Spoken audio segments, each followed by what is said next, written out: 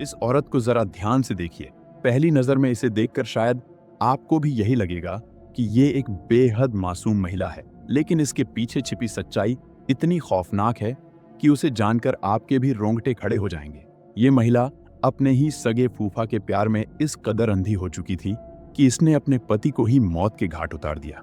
और सबसे दर्दनाक बात तो ये थी कि शादी को अभी सिर्फ 45 दिन ही हुए थे, लेकिन अपने फूफा के साथ रिश्ते के जुनून में इस औरत ने सब कुछ बर्बाद कर दिया। बताया जाता है कि इस महिला ने अपने पति की हत्या की बहुत ही खौफनाक साजिश रची थी। शुरुआत में किसी को भी इस महिला पर शक नहीं हुआ, लेकिन जब पुलिस ने मामले की गहराई से जांच शुरू की तो एक एक करके ऐसे चौंकाने वाले खुलासे सामने आने लगे जिन्होंने पूरे परिवार को हिलाकर रख दिया। और जब इस केस की पूरी सच्चाई दुनिया के सामने आई तो किसी के लिए भी यकीन करना मुश्किल था कि शादी के महज 45 दिन बाद ही एक महिला अपने ही पति के खिलाफ इतना खौफनाक कदम उठा सकती है। इस कहानी की शुरुआत बिहार के औरंगाबाद जिले से होती है। यहाँ नबीनगर थाना क्षेत्र में बड़वान गांव है। इसी गांव में करीब 28 साल का प्रियांशु कुमार सिंह अपने परिवार के साथ रहता था। घर में सभी उसे प्यार से छोटू कहते थे। प्रियांशु एक संपन्न किसान परिवार से था। उसके परिवार के पास करीब 50 से 60 बीघा जमीन थी जिस पर खेती होती थी। प्रियांशु भी खेती का काम संभालता था। इसके अलावा वो कुछ छोटे मोटे काम भी करता था, लेकिन परिवार की मुख्य कमाई खेती से ही होती थी। प्रियांशु के पिता का पहले ही निधन हो चुका था। घर में उसकी बुजुर्ग माँ और एक बड़ा भाई था। बड़े भाई की शादी हो चुकी थी और वो नौकरी के लिए औरंगाबाद शहर में रहता था। गांव में परिवार के कई दूसरे रिश्तेदार भी आसपास ही रहते थे। कुल मिलाकर ये एक बड़ा परिवार था जिसमें ज्यादातर लोग आसपास ही रहते थे और एक दूसरे के संपर्क में थे। 23 जून 2025 के दिन प्रियांशु को उत्तर प्रदेश के चंदौली जाना था। बताया जाता है कि वहां उसके एक रिश्तेदार का घर था, लेकिन प्रियांशु को क्या पता था कि ये सफर उसकी जिंदगी का आखिरी सफर बनने वाला है। प्रियांशु 23 जून को चंदौली के लिए निकल गया और अगले दिन यानी 24 जून को वापस घर लौटने लगा। वो ट्रेन से वाराणसी पहुंचा था। वहां अपना काम पूरा करने के बाद 24 जून की दोपहर उसने घर के लिए ट्रेन पकड़ी। रास्ते में वो समय समय पर अपने परिवार को फोन करता रहा और बताता रहा कि वो कहां तक पहुंच गया है और घर पहुंचने में कितना समय लगेगा। जब ट्रेन उसके घर के सबसे पास वाले नवीनगढ़ रोड रेलवे स्टेशन के पास पहुंचने वाली थी तो प्रियांशु ने अपनी मां को फोन किया। उसने बताया कि अब वो जल्द ही घर पहुंच जाएगा। घर पर सभी लोग उसका इंतजार कर रहे थे, खासकर उसकी मां और उसकी नई नवेली पत्नी। दरअसल प्रियांशु की शादी को अभी ज्यादा समय नहीं हुआ था। 10 मई 2025 को ही उसकी शादी हुई थी। उसकी पत्नी का नाम गुंजा सिंह था और उसकी उम्र करीब 27 साल थी। दोनों की उम्र लगभग बराबर थी। गुंजा औरंगाबाद जिले के टंडवा थाना क्षेत्र के घुरानंद गांव की रहने वाली थी। ये शादी दोनों परिवारों की सहमति से हुई थी। प्रियांशु के परिवार वाले उसके लिए रिश्ता देख रहे थे, वहीं गुंजा के पिता रामरूप सिंह भी अपनी बेटी के लिए अच्छा रिश्ता तलाश रहे थे। इसी दौरान रिश्तेदारों के जरिए दोनों परिवारों की बातचीत हुई। प्रियांशु और गुंजा ने भी एक दूसरे को पसंद कर लिया। इसके बाद दोनों का रिश्ता तय हो गया। फिर 10 मई को पूरे रीति रिवाज और धूमधाम से दोनों की शादी हुई। शादी के करीब 1.5 महीने बाद 24 जून की शाम गुंजा अपने पति के घर लौटने का इंतजार कर रही थी। प्रियांशु की मां भी अपने बेटे के आने की राह देख रही थी। प्रियांशु ने फोन पर बताया था कि उसकी ट्रेन करीब 7:30 बजे स्टेशन पहुंचेगी, लेकिन स्टेशन से उसका गांव करीब 10 किलोमीटर दूर था। रास्ते में कई जगह सुनसान इलाका पड़ता था। आसपास खेत और कुछ जगहों पर जंगल भी था। ये सोचकर उसकी मां को चिंता होने लगी। उन्हें लगा कि रात में प्रियांशु अकेले इतने सुनसान रास्ते से कैसे आएगा। तभी उन्होंने गांव के एक लड़के सोनू उर्फ अंकित को बुलाकर कहा कि वो जल्दी स्टेशन चला जाए, क्योंकि प्रियांशु आने वाला है, उसे अपने साथ लेकर आना। रात में प्रियांशु को अकेले मत आने देना। इसके बाद सोनू अपने एक दोस्त अनूप कुमार को लेकर प्रियांशु को लेने के लिए निकल गया। उसे बिल्कुल नहीं पता था कि जिस भाई को लेने वो जा रहा है उसके साथ कुछ ऐसा होने वाला है जिसकी किसी ने कल्पना भी नहीं की थी। इसके बाद दोनों तुरंत पल्सर बाइक से स्टेशन के लिए निकल गए। जब वो वहां पहुंचे तब तक ट्रेन नहीं आई थी, इसलिए दोनों स्टेशन पर रुककर प्रियांशु का इंतजार करने लगे। कुछ देर बाद ट्रेन स्टेशन पर पहुंची। तभी सोनू ने प्रियांशु को फोन किया और कहा कि वो उसे लेने आया है। उसने कहा कि वो जल्दी स्टेशन के बाहर आ जाए। जब प्रियांशु स्टेशन से बाहर आया तो उसने देखा कि सोनू और अनूप बाइक लेकर उसका इंतजार कर रहे हैं। प्रियांशु ने कहा कि बाइक वहीं चलाएगा और सोनू और अनूप पीछे बैठ जाएं। इसके बाद तीनों एक ही बाइक पर सामान लेकर गांव की ओर निकल पड़े। रास्ते में लंबो खाप गांव पड़ता था। उस समय वहां काफी सन्नाटा था और रास्ते पर ज्यादा लोग भी नहीं थे। तभी पीछे से एक तेज रफ्तार बाइक आती दिखाई दी। उस पर 2 लोग बैठे थे। उन्होंने आवाज देकर प्रियांशु की बाइक रुकवाई और थोड़ी दूर आगे जाकर अपनी बाइक खड़ी कर दी। पहले तो लगा कि शायद उन्हें रास्ता पूछना है। दोनों ने बताया कि वो रास्ता भटक गए हैं और आसपास कोई नजर नहीं आ रहा था। तभी उन्हें प्रियांशु की बाइक दिखाई दी, इसलिए उन्होंने रास्ता पूछने के लिए उन्हें रोक लिया। बाइक चला रहे आदमी ने प्रियांशु से पूछा कि देवराज बीघा गांव किस तरफ है और यहाँ से कितनी दूर है। प्रियांशु ने उसे रास्ता बताते हुए कहा कि यहाँ से सीधे करीब 2 किलोमीटर आगे चले जाइए। लेकिन प्रियांशु को बिल्कुल अंदाजा नहीं था कि रास्ता पूछने का बहाना एक बड़ी साजिश का हिस्सा है। जैसे ही प्रियांशु ने रास्ता बताया, पीछे बैठे आदमी ने अचानक तमंचा निकालकर गोली चला दी। उसने करीब 7-8 गोलियां चलाईं। इनमें से करीब 4 गोलियां प्रियांशु के सिर में लगी, जबकि बाकी शरीर के दूसरे हिस्सों में लगी। प्रियांशु के पीछे बैठे सोनू और अनूप ने अपनी आंखों के सामने ये सब होते देखा। दोनों बुरी तरह डर गए और उन्हें समझ ही नहीं आया कि अचानक क्या हो गया। दोनों बाइक से नीचे उतरकर थोड़ी दूर खड़े हो गए। गोली लगते ही प्रियांशु बाइक समेत सड़क पर गिर पड़ा। दोनों हमलावर कुछ पल वहीं रुके और फिर बाइक से तेजी से फरार हो गए। इसके बाद सोनू और अनूप ने शोर मचाया। उनकी आवाज सुनकर आसपास के लोग मौके पर पहुंच गए।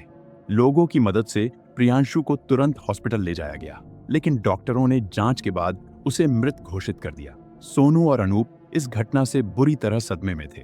उन्होंने अपनी आंखों के सामने जो देखा था उसे यकीन करना भी उनके लिए मुश्किल था। दोनों ने सबसे पहले प्रियांशु के घर वालों को फोन करके पूरी घटना बताई। अस्पताल की ओर से पुलिस को भी सूचना दे दी गई। जब प्रियांशु की पत्नी गुंजा को अपने पति की मौत की खबर मिली तो वो सदमे में बेहोश हो गईं। प्रियांशु की मां को भी ये खबर सुनकर गहरा सदमा लगा। कुछ ही देर में परिवार के लोग अस्पताल पहुंच गए। सूचना मिलते ही नब्बीनगर थाना पुलिस भी अस्पताल पहुंची। पुलिस ने शव को कब्जे में लेकर पोस्टमार्टम के लिए औरंगाबाद के सरकारी अस्पताल भेज दिया। 25 जून की सुबह प्रियांशु के भाई ने नबीनगर थाने में अज्ञात हमलावरों के खिलाफ FIR दर्ज कराई। धीरे धीरे ये खबर पूरे इलाके में फैल गई। हर किसी के मन में एक ही सवाल था कि आखिर प्रियांशु की किसी से ऐसी क्या दुश्मनी थी कि उसे रास्ते में रोककर गोली मार दी गई। हमलावरों ने पहले रास्ता पूछने के बहाने प्रियांशु की बाइक रोकी और फिर अचानक गोली चला दी। इसलिए पुलिस को शुरू से ही शक था कि ये कोई अचानक हुई घटना नहीं, बल्कि पहले से रची गई साजिश है। पुलिस और फॉरेंसिक टीम ने घटनास्थल की बारीकी से जांच की। लंबोखाप गांव की सड़क से जरूरी सबूत जुटाए गए और आसपास के लोगों से भी पूछताछ शुरू कर दी गई। मामले को गंभीरता से देखते हुए औरंगाबाद के एसपी ने एक विशेष जांच टीम बनाई। टीम का काम हमलावरों का पता लगाकर उन्हें जल्द गिरफ्तार करना था। अब पुलिस के सामने सबसे बड़ा सवाल था कि प्रियांशु की हत्या किसने और क्यों की। पुलिस अब धीरे धीरे इस पूरी घटना की सच्चाई पता लगाने और हत्यारों तक पहुंचने में जुट गई। जांच की शुरुआत कई अलग अलग पहलुओं से की गई। सबसे पहले पुलिस को उन दोनों युवकों पर शक हुआ जो घटना के समय प्रियांशु के साथ बाइक पर बैठे थे, सोनू उर्फ अंकित और अनूप कुमार। पुलिस को उनकी बात कुछ अजीब लगी। हमलावरों ने प्रियांशु पर कई गोलियां चलाईं, लेकिन पीछे बैठे सोनू और अनूप को एक भी गोली नहीं लगी। दोनों ने पूरी घटना अपनी आंखों के सामने देखी, फिर भी वो हमलावरों को रोक नहीं पाए। इसके बाद पुलिस ने दोनों को हिरासत में लेकर पूछताछ शुरू की, लेकिन दोनों लगातार यही कहते रहे कि हत्या से उनका कोई लेना देना नहीं है। उनका कहना था कि वो प्रियांशु की मां और भाभी के कहने पर उसे रेलवे स्टेशन से लेने गए थे। दोनों ने बताया कि उन्होंने पहली बार अपनी आंखों के सामने ऐसी घटना देखी थी। अचानक गोलियां चलने लगीं और प्रियांशु उनके सामने गिर पड़ा। वो इतने डर गए थे कि उन्हें समझ ही नहीं आया कि क्या करें। वारदात के तुरंत बाद सोनू और अनूप ही प्रियांशु को अस्पताल लेकर गए थे। पुलिस सोनू और अनूप की बातों की जांच कर रही थी, साथ ही दूसरे सुराग भी तलाशे जा रहे थे। घटनास्थल से प्रियांशु का मोबाइल फोन मिला था। पुलिस ने सबसे पहले उसका फोन चेक किया। इसके बाद कॉल डिटेल रिकॉर्ड निकाला गया ताकि पता चल सके कि हत्या से पहले प्रियांशु ने किन लोगों से बात की थी। कॉल डिटेल रिकॉर्ड में प्रियांशु की मां, पत्नी, अनूप, सोनू और परिवार के दूसरे लोगों के नंबर मिले, लेकिन ज्यादातर कॉल सामान्य थी। प्रियांशु वाराणसी से घर लौट रहा था, इसीलिए परिवार के लोग बार बार फोन करके पूछ रहे थे कि वो कहां तक पहुंचा है और कब तक घर आएगा। इसके साथ ही पुलिस ने घटनास्थल के आसपास के मोबाइल नंबरों का डेटा भी निकलवाया। इससे पता चल सकता था कि घटना के समय उस इलाके में कौन कौन से मोबाइल नंबर एक्टिव थे। अब पुलिस ने सीसीटीवी फुटेज की भी जांच शुरू कर दी। सर्विलांस टीम ने रेलवे स्टेशन से लेकर गांव तक के रास्ते में लगे कैमरों की फुटेज देखनी शुरू की। पुलिस ये पता लगाना चाहती थी कि प्रियांशु के पीछे कौन बाइक से आया था और घटना से पहले और बाद में वहां कौन कौन लोग मौजूद थे। सीसीटीवी और मोबाइल डेटा की जांच आगे बढ़ने के साथ ही पुलिस को इस मामले में धीरे धीरे नए सुराग मिलने लगे। पुलिस को अब शक था कि दोनों अनजान बाइक सवार पहले से ही प्रियांशु का पीछा कर रहे थे। उन्होंने सुनसान रास्ता देखकर रास्ता पूछने का बहाना बनाया और प्रियांशु की बाइक रुकवा ली। पुलिस ने सोनू और अनूप से पूछा कि स्टेशन से निकलने के बाद वो प्रियांशु के साथ किन किन रास्तों से होकर गए थे। इसके बाद पुलिस ने उन रास्तों पर लगे सीसीटीवी कैमरों की फुटेज देखी, लेकिन ये इलाका गांव का था और वहां ज्यादा कैमरे नहीं लगे थे, इसलिए पुलिस को फुटेज से कोई खास सुराग नहीं मिला। इसके बाद पुलिस ने सोनू और अनूप से दोबारा पूछताछ की। तभी उन्होंने एक ऐसी बात बताई जिससे जांच को नया मोड़ मिला। दोनों ने बताया कि गोली चलाने के बाद हमलावर तुरंत वहां से नहीं भागे थे, वो कुछ देर तक वहीं खड़े रहे। इसी दौरान उनमें से एक ने किसी को फोन किया और कहा कि ये अभी जिंदा है, अब क्या करें। सोनू और अनूप के मुताबिक उस समय प्रियांशु की सांसें चल रही थीं, यानी गोली लगने के बाद भी वो जिंदा था। कुछ देर रुकने के बाद दोनों हमलावर बाइक पर सवार हुए और तेजी से वहां से फरार हो गए। पुलिस के लिए अब ये फोन कॉल बहुत अहम हो गई थी। अगर हमलावरों में से किसी ने घटना के तुरंत बाद किसी तीसरे व्यक्ति को फोन किया था, तो ये कॉल पूरी साजिश तक पहुंचने में मदद कर सकती थी। पुलिस को लगा कि शायद गोली चलाने के बाद हमलावरों के पास आगे कुछ करने का कोई और तरीका नहीं बचा था, इसलिए वो वहां से भाग गए। लेकिन अब सबसे बड़ा सवाल था कि हमलावरों ने फोन किसे किया था और गोली चलाने के बाद उन्होंने किससे बात की थी। एक बात अब साफ थी कि ये लूटपाट का मामला नहीं था। प्रियांशु से कोई सामान नहीं छीना गया था, उसे सिर्फ रास्ता पूछने के बहाने रोका गया और सीधे गोली मार दी गई। इससे पुलिस को शक हुआ कि प्रियांशु की हत्या पहले से ही तय थी। अब पुलिस ने घटनास्थल के आसपास के मोबाइल नंबरों के डेटा की जांच शुरू की। पुलिस को उम्मीद थी कि सैकड़ों नंबरों में उस व्यक्ति का नंबर जरूर मिल जाएगा जिसे हमलावरों ने घटना के बाद फोन किया था, लेकिन ये काम आसान नहीं था। डेटा में सैकड़ों मोबाइल नंबर थे, हर नंबर की लोकेशन, कॉल रिकॉर्ड और उसके मालिक की जानकारी जांचनी थी। इसी बीच पुलिस की एक टीम प्रियांशु के गांव पहुंची और परिवार के लोगों से पूछताछ शुरू कर दी। पुलिस ये पता करना चाहती थी कि आखिर प्रियांशु का किसी से ऐसा क्या विवाद हो सकता था जिसकी वजह से उसकी हत्या की गई। लेकिन परिवार वालों ने बताया कि प्रियांशु बहुत सीधा और मेहनती इंसान था, वो किसी से बेवजह झगड़ा नहीं करता था। ऐसे में किसी से दुश्मनी की बात समझ में नहीं आ रही थी। पुलिस ने जमीन विवाद के एंगल से भी जांच की। परिवार के पास काफी जमीन थी, इसलिए पुलिस को शक हुआ कि कहीं जमीन को लेकर कोई विवाद तो नहीं था। लेकिन इस मामले में भी पुलिस को कोई खास सुराग नहीं मिला। परिवार वालों के मुताबिक सभी रिश्तेदारों के बीच अच्छे संबंध थे और किसी बड़े विवाद की जानकारी नहीं थी। इसके बाद पुलिस ने अपने मुखबिरों और स्थानीय लोगों से भी जानकारी जुटानी शुरू की। लेकिन जांच के दौरान एक सवाल पुलिस को लगातार परेशान कर रहा था कि प्रियांशु कब और किस रास्ते से घर लौटेगा। इसकी जानकारी हमलावरों को पहले से कैसे थी? ये जानकारी सबसे पहले परिवार के लोगों को ही थी। अब पुलिस को शक होने लगा कि इस साजिश में कोई ऐसा व्यक्ति जरूर शामिल है जिसे प्रियांशु के घर लौटने का समय और उसका रास्ता पहले से पता था। यहीं से पुलिस का शक परिवार के लोगों पर भी जाने लगा। करीब 4 दिनों तक पूछताछ के बाद भी सोनू और अनूप अपनी बात पर कायम रहे। पुलिस ने दोनों के बारे में पूरी जानकारी जुटाई। उनके परिवार वालों से भी बात की गई और आसपास के लोगों से पूछताछ की गई। जांच के बाद पुलिस को दोनों के खिलाफ कोई ठोस सबूत नहीं मिला, इसलिए उन्हें छोड़ दिया गया। अब पुलिस ने अपना ध्यान प्रियांशु के घर पर लगाया। पुलिस ने घर की तलाशी लेने का फैसला किया, खासकर प्रियांशु के बेडरूम की। पुलिस को उम्मीद थी कि वहां से कोई ऐसा सुराग मिल सकता है जिससे हत्या की गुत्थी सुलझाने में मदद मिले। तलाशी के दौरान पुलिस को कमरे में एक मोबाइल फोन मिला। फोन ऐसी जगह रखा था जैसे उसे जानबूझकर छिपाया गया हो। जब पुलिस ने घर वालों से पूछा कि ये फोन किसका है, शुरुआत में किसी ने कुछ नहीं बताया, लेकिन जब पुलिस ने सख्ती से पूछताछ की तो प्रियांशु की पत्नी गुंजा ने कहा कि वो फोन उसी का है। ये सुनकर परिवार के बाकी लोग भी हैरान रह गए। गुंजा के पास पहले से ही एक मोबाइल फोन था जिसे वो रोज इस्तेमाल करती थी। ऐसे में पुलिस के लिए सवाल था कि उसके पास दूसरा फोन कहां से आया। सबसे हैरानी की बात यह थी कि घर वालों ने गुंजा को कभी उस दूसरे फोन का इस्तेमाल करते हुए नहीं देखा था। उस फोन में सिम कार्ड भी लगा हुआ था। अब पुलिस का शक और बढ़ गया। पुलिस ने गुंजा के दोनों मोबाइल फोन अपने कब्जे में ले लिए। शुरुआत में गुंजा दूसरा फोन देने के लिए तैयार नहीं थी। उसने कहा कि उसमें उसकी कुछ निजी और जरूरी चीजें हैं, लेकिन पुलिस ने दोनों फोन जांच के लिए फॉरेंसिक लैब भेज दिए। इसके बाद दोनों मोबाइल की call detail, WhatsApp chat, social media और बाकी डिजिटल जानकारी की जांच शुरू हुई। जांच में पता चला कि गुंजा अपने रोज इस्तेमाल वाले फोन से घटना वाले दिन प्रियांशु को कई बार फोन कर रही थी। वो लगभग हर घंटे उससे बात करने की कोशिश कर रही थी, लेकिन पुलिस के लिए असली सवाल उस दूसरे फोन को लेकर था। इस छिपे हुए फोन से गुंजा लगातार एक दूसरे नंबर पर बात कर रही थी। सबसे हैरानी की बात यह थी कि घटना वाले दिन उसने उस नंबर पर 50 से ज्यादा बार कॉल किया था। पुलिस ने जब उस नंबर की जानकारी निकाली तो पता चला कि वो गुंजा के फूफा जी का नंबर था। अब पुलिस के सामने सवाल था कि गुंजा अपने फूफा से इतनी बार फोन पर क्या बात कर रही थी। क्या ये सिर्फ सामान्य बातचीत थी या फिर इसी फोन में हत्या से जुड़ा कोई बड़ा राज छिपा था?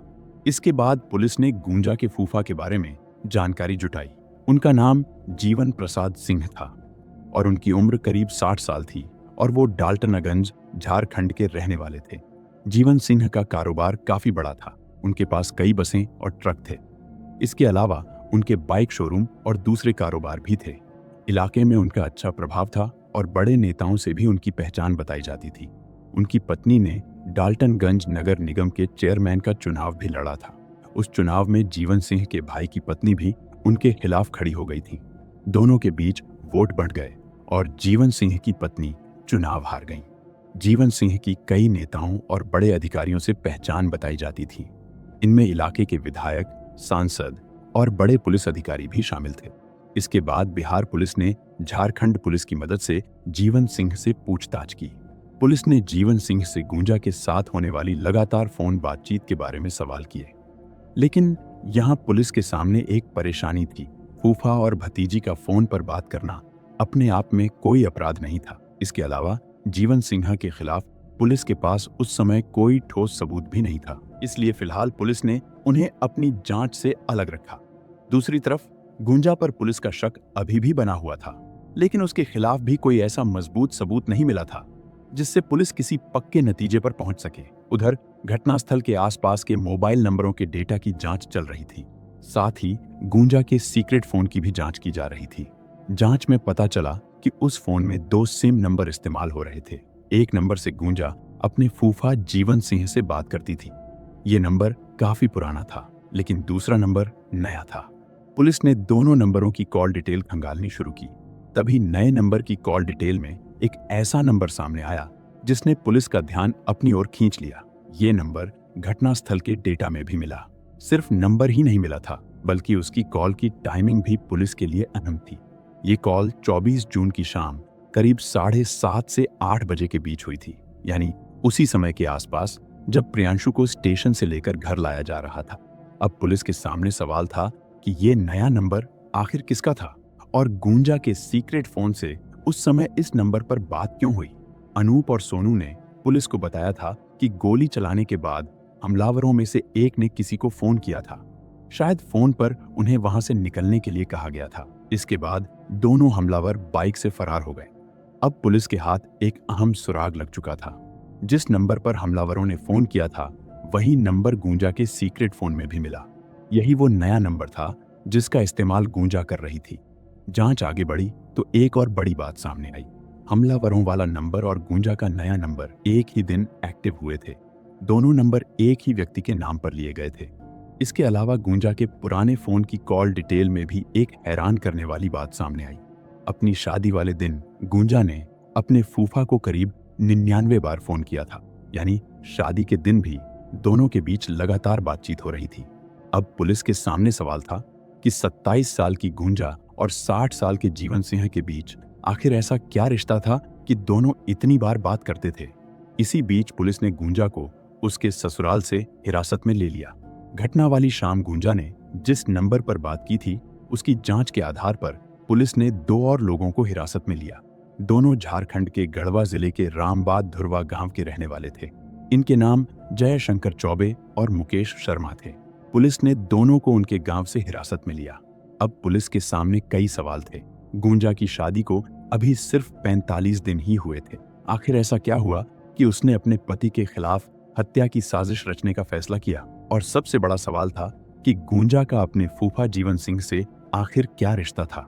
इस सवाल का जवाब जानने के लिए पुलिस को कई साल पीछे जाना पड़ा। जब गुंजा बहुत छोटी थी, तब वो काफी समय अपनी बुआ के घर डाल्टनगंज में रहकर पढ़ाई करती थी। गुंजा के पिता चाहते थे कि उनकी बेटी को अच्छी पढ़ाई मिले, लेकिन गांव में अच्छे स्कूल नहीं थे। वहीं उनकी बुआ शहर में रहती थी, जहां पढ़ाई की बेहतर सुविधा थी। इसलिए गुंजा की बुआ ने उसे अपने पास बुला लिया। गुंजा वहीं रहकर पढ़ाई करने लगी। गुंजा की बुआ के पति थे जीवन सिंह। शुरुआत में जीवन सिंह गुंजा का काफी ध्यान रखते थे। उसे घुमाने ले जाते, कपड़े और दूसरी चीजें दिलाते और उसकी जरूरतों का ख्याल रखते थे। लेकिन जैसे जैसे गुंजा बड़ी होती गई, उसके और जीवन सिंह के बीच नजदीकियां बढ़ने लगी। पुलिस को शक था कि बचपन में शुरू हुआ ये रिश्ता आगे चलकर एक अलग ही रूप ले चुका था। पूछताछ में गुंजा ने पुलिस को बताया कि वो करीब 15 साल से जीवन सिंह के साथ रिश्ते में थी। यानी जब ये रिश्ता शुरू हुआ, तब गुंजा की उम्र करीब 12 साल थी। ये बात लगभग 2009 से 10 की है। इतनी कम उम्र में शुरू हुआ ये रिश्ता धीरे धीरे आगे बढ़ता गया, लेकिन इसकी जानकारी परिवार में किसी को नहीं थी, न गुंजा के माता पिता को और न ही जीवन के घर वालों को। समय के साथ गुंजा बड़ी होती गई और काफी समय तक अपनी बुआ और फूफा के घर पर ही रहती रही। जब गुंजा की शादी की उम्र हुई, तो उसके पिता उसके लिए रिश्ता देखने लगे, लेकिन जीवन नहीं चाहते थे कि गुंजा की शादी हो और वो उनसे दूर चली जाए। इसलिए जब भी गुंजा के पिता उसके लिए कोई रिश्ता लेकर आते, जीवन उस लड़के में कोई ना कोई कमी निकालकर रिश्ता तोड़वा देते। घर वालों को लगता था कि जीवन गुंजा के भविष्य की चिंता करते हैं और चाहते हैं कि उसकी शादी अच्छे परिवार में हो, लेकिन असली वजह किसी को पता नहीं थी। फिर आया अप्रैल 2025। यही वो समय था जब गुंजा और जीवन के रिश्ते का राज सामने आने वाला था। बताया जाता है कि इसी दौरान गुंजा की बुआ ने अपने पति जीवन को गुंजा के साथ आपत्तिजनक स्थिति में देख लिया। ये देखकर वो बहुत परेशान हो गई। उन्होंने तुरंत अपने भाई यानी गुंजा के पिता को फोन किया और कहा कि वो गुंजा को यहाँ से वापस ले जाए और जल्द से जल्द उसकी शादी करा दे। गुंजा के पिता को समझ नहीं आया कि आखिर अचानक ऐसा क्यों कहा जा रहा है। इसके बाद वो अपनी बेटी को वापस लाने के लिए बहन के घर पहुंचे।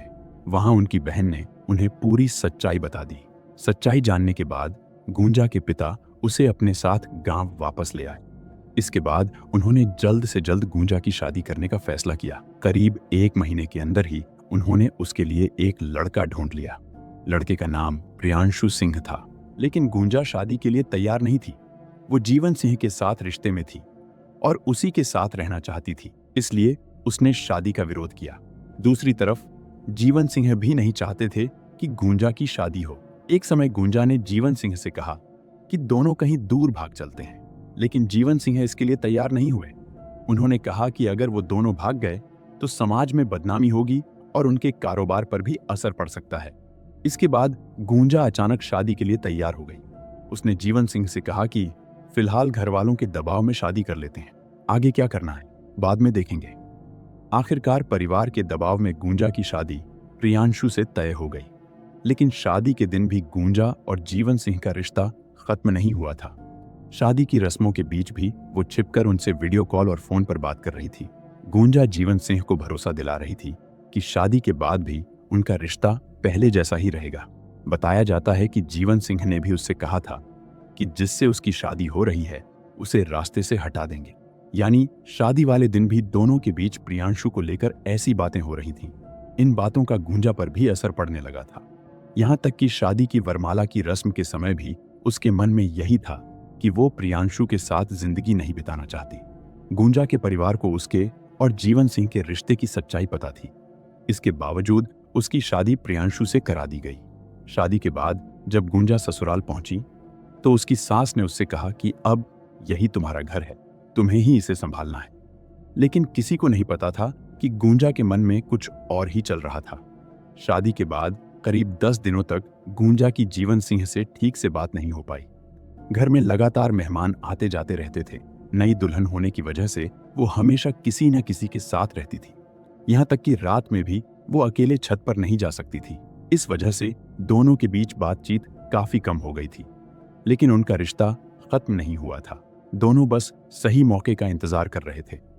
धीरे धीरे घर में मेहमानों की संख्या कम होने लगी। प्रियांशु के बड़े भाई अपनी पत्नी और बच्चों के साथ औरंगाबाद शहर चला गया। प्रियांशु भी काम की वजह से ज्यादातर समय घर से बाहर रहता था। अब घर में सिर्फ प्रियांशु की बुजुर्ग माँ रहती थी। वो ज्यादातर समय अपने कमरे में ही रहती थी। प्रियांशु के पिता का पहले ही निधन हो चुका था। अब गुंजा को घर में काफी आजादी मिल गई थी। शादी के करीब 10 दिन बाद वो फिर से जीवन सिंह से फोन पर बात करने लगी। बीच बीच में प्रियांशु भी घर आता था। एक दिन उसने देखा कि गुंजा काफी देर से फोन पर किसी से बात कर रही है। उसे शक हुआ तो उसने पूछा कि वो इतनी देर किससे बात कर रही है। प्रियांशु ने उसका फोन देखने को भी कहा। गुंजा ने बिना घबराए कहा कि वो अपने फूफा से बात कर रही है। प्रियांशु ने नंबर देखा तो वो सच में जीवन सिंह का ही था। इसलिए उस समय उसने गुंजा की बात मान ली। हालांकि गुंजा के पिता के मुताबिक जीवन सिंह और उनका परिवार शादी में शामिल भी नहीं हुआ था। इसलिए प्रियांशु के मन में एक बार शक पैदा हुआ तो वो पूरी तरह खत्म नहीं हुआ। उसे लगने लगा कि कहीं गुंजा फूफा का नाम लेकर किसी और से तो बात नहीं कर रही। इसके बाद प्रियांशु अपनी पत्नी पर नजर रखने लगा। वो कभी कभी चुपके से उसकी बातें सुनने की कोशिश करता था। धीरे धीरे गुंजा को भी इसका पता चलने लगा। शादी के बाद गुंजा कभी कभी जीवन सिंह से मिलने भी जाती थी। कभी मायके जाने का बहाना बनाकर उनके घर चली जाती और कभी जीवन सिंह खुद उससे मिलने उसके ससुराल आ जाते। इसी दौरान जीवन सिंह के बेटे का किडनी का इलाज हैदराबाद में चल रहा था। इसलिए उसका बेटा, बहू और परिवार के दूसरे लोग अक्सर हैदराबाद आते जाते रहते थे। जीवन कई बार काम का बहाना बनाकर घर पर रुक जाते थे। इसी दौरान वो गुंजा को भी मायके से अपने पास बुला लेते थे। लेकिन प्रियांशु को शक होने के बाद गुंजा और जीवन सिंह के लिए पहले की तरह मिलना मुश्किल हो गया था। गुंजा अब उनसे खुलकर बात भी नहीं कर पा रही थी। यहीं से जीवन सिंह ने एक खतरनाक योजना बनानी शुरू कर दी। उसने गुंजा से कहा कि अगर प्रियांशु को रास्ते से हटा दिया जाए तो दोनों फिर से साथ रह सकते हैं। ये सुनकर गुंजा पहले घबरा गई। उसे समझ नहीं आया कि आखिर ये सब कैसे होगा। तब जीवन सिंह ने उसे पैसों का लालच दिया। उसने कहा कि अगर गुंजा प्रियांशु को रास्ते से हटाने में उसका साथ देती है तो वो उसे 40 लाख रुपए देगा। इसके अलावा डाल्टनगंज में एक बड़ा प्लॉट भी उसके नाम कर देगा। अब गुंजा के सामने एक तरफ उसका पति था और दूसरी तरफ जीवन सिंह के साथ उसका पुराना रिश्ता, साथ ही पैसों और जमीन का लालच भी था। यहीं से प्रियांशु को रास्ते से हटाने की साजिश शुरू हुई। जीवन ने गुंजा से यह भी कहा कि प्रियांशु के बाद उसकी जमीन जायदाद में जो हिस्सा होगा उसे गुंजा के नाम करवाने में वो उसकी मदद करेगा। उसने गुंजा को भरोसा दिलाया कि उसके राजनीतिक और कारोबारी संबंध इतने मजबूत हैं कि कोई उनका कुछ नहीं बिगाड़ पाएगा। इन बातों और लालच के बाद गुंजा भी इस साजिश में शामिल हो गई। इसके बाद दोनों ने प्रियांशु को रास्ते से हटाने की तैयारी शुरू कर दी। जीवन ने अपने संपर्क के जरिए 2 लोगों को इस काम के लिए तैयार किया। उनके नाम जयशंकर चौबे और मुकेश शर्मा थे। दोनों को पैसे देने का वादा किया गया और पूरी योजना बताई गई। मुकेश शर्मा की मोबाइल की दुकान थी और वो सिम कार्ड भी बेचता था। पुलिस जांच के मुताबिक जयशंकर ने करीब 5,000 रुपए में 3 सिम कार्ड खरीदे। ये सिम मुकेश ने अपने नाम पर लिए थे और पैसों के लालच में उसने ऐसा किया था। इन तीनों सिम में से एक जयशंकर के पास था, दूसरा जीवन के पास और तीसरा गुंजा को दिया गया था। गुंजा ने इस सिम को अपने सीक्रेट फोन में डाल लिया। वो इस फोन को परिवार से छिपाकर रखती थी। एक नंबर से गुंजा पहले से ही जीवन से बात करती थी। अब नए नंबर से दोनों साजिश से जुड़ी बातें करने लगे। इसके बाद जीवन ने गुंजा से प्रियांशु की एक फोटो मांगी। इसका मकसद था कि जिन लोगों को ये काम दिया गया है वो प्रियांशु को आसानी से पहचान सकें। गुंजा ने उन्हें प्रियांशु की फोटो दे दी। इसके बाद जयशंकर और मुकेश प्रियांशु के गांव पहुंचे। उन्होंने उसके घर और आसपास के इलाके को देखा। उन्होंने ये भी पता किया कि प्रियांशु किन रास्तों से आता जाता है और उसे कहां आसानी से रोका जा सकता है। 20 जून को दोनों ने गांव में रेकी की। इसके बाद जीवन ने गुंजा को इसकी जानकारी दी और कहा कि वो सही समय का इंतजार करे। मौका मिलते ही प्रियांशु को किसी बहाने से घर से बाहर भेज दें। 21 जून को जीवन ने गुंजा को प्रियांशु को बाहर भेजने के लिए कहा। गुंजा ने कहा कि वो 22 जून को किसी बहाने से प्रियांशु को घर से बाहर भेज देगी। 22 जून को गुंजा ने अपने पति प्रियांशु से कहा कि बाजार से मिठाई ले आएं। उसने बताया कि उसके भाई आने वाले हैं और घर में मिठाई चाहिए। प्रियांशु उसकी बात मानकर बाजार चला गया। योजना ये थी कि रास्ते में मौका मिलते ही प्रियांशु को रोककर वारदात कर दी जाएगी, लेकिन उस दिन ऐसा नहीं हो पाया। बाजार में काफी भीड़ थी और प्रियांशु को रोकने का सही मौका नहीं मिला। भीड़ वाली जगह पर वारदात करना जोखिम भरा था, इसलिए उस दिन की योजना नाकाम हो गई। लेकिन साजिश करने वालों ने हार नहीं मानी। अब वो ऐसे मौके का इंतजार करने लगे जब प्रियांशु किसी सुनसान रास्ते पर अकेले मिले। इसी बीच प्रियांशु ने खुद गुंजा को बताया कि उसे वाराणसी जाना है। वहां उसका कुछ काम था और वो अगले दिन वापस आने वाला था। गुंजा को लगा कि यही सही मौका है। उसने तुरंत इसकी जानकारी जीवन को दे दी। इसके बाद योजना बनाई गई कि प्रियांशु जब वाराणसी से वापस लौटेगा तभी रास्ते में उसे रोककर वारदात को अंजाम दिया जाएगा। इस दौरान गुंजा बार बार अपने पति को फोन करके उसकी लोकेशन पूछती रहती थी। वो पूछती थी कि कहां तक पहुंचे, ट्रेन कहां पहुंची, घर कब तक आ जाओगे। प्रियांशु को लगता था कि उसकी पत्नी उसकी चिंता कर रही है, इसलिए वो बिना किसी शक के उसे अपनी लोकेशन और सफर की जानकारी देता रहता था। लेकिन गुंजा यही जानकारी अपने सीक्रेट फोन से जीवन तक पहुंचा रही थी। जीवन आगे ये जानकारी उन लोगों को देता था जिन्हें प्रियांशु को रास्ते में रोकना था। मीडिया रिपोर्ट्स के मुताबिक इस साजिश में सिम की व्यवस्था करने वाले और वारदात को अंजाम देने वाले लोग अलग अलग थे। मुकेश शर्मा और जयशंकर चौबे का काम सिम कार्ड की व्यवस्था करना और आपस में संपर्क बनाए रखना था। इसके बाद प्रियांशु की लोकेशन और दूसरी जरूरी जानकारी आगे पहुंचाई जाती थी। अब इस कहानी का एक और चौंकाने वाला पहलू सामने आया। पता चला कि गुंजा और उसके फूफा जीवन के बीच करीब 15 साल से रिश्ता था, लेकिन परिवार के ज्यादातर लोगों को इसकी जानकारी नहीं थी। सबसे हैरानी की बात यह थी कि जीवन गुंजा के सगे फूफा थे और उम्र में उससे काफी बड़े थे।